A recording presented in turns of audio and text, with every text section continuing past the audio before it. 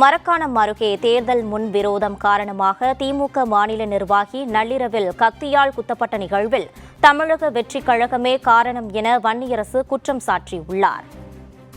ஜனநாயகத்தில் வாக்கு சேகரிப்பது என்பது எல்லாருக்குமான ஒரு உரிமை, கடமையாக இருக்கிறது.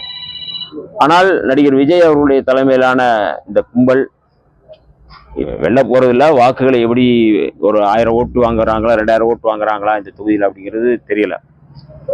ஆனால் மிக மோசமாக இந்த தாக்குதல் நடத்தியிருக்கிறார்கள் என்றால் எவ்வளவு தற்குறி கும்பலாக, ரவுடி கும்பலாக அவர்கள் உருமாறி இருக்கிறார்கள். நடிகர் பின்னர் ரசிகர்களாக இருந்தவர்கள் இன்றைக்கு ரவுடிகளாக மாறி இருக்கிறார்கள் என்பது இன்னைக்கு வெட்ட வெளிச்சமாக இருக்கிறது. இதற்கு பொறுப்பேற்க வேண்டியது நடிகர் விஜய் அவர்கள் பொறுப்பேற்கணும்.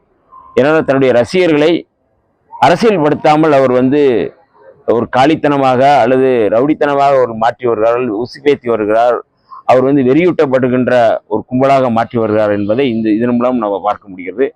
அது இச்செயலை விடுதலை சிறுத்தைகள் சார்பாக கண்டிக்கின்றோம். மதச்சார்பற்ற முற்போக்கு கூட்டணியின் தலைமையிலான இந்த திமுக சார்பாகவும் நாங்கள் இதை கண்டிக்கின்றோம்.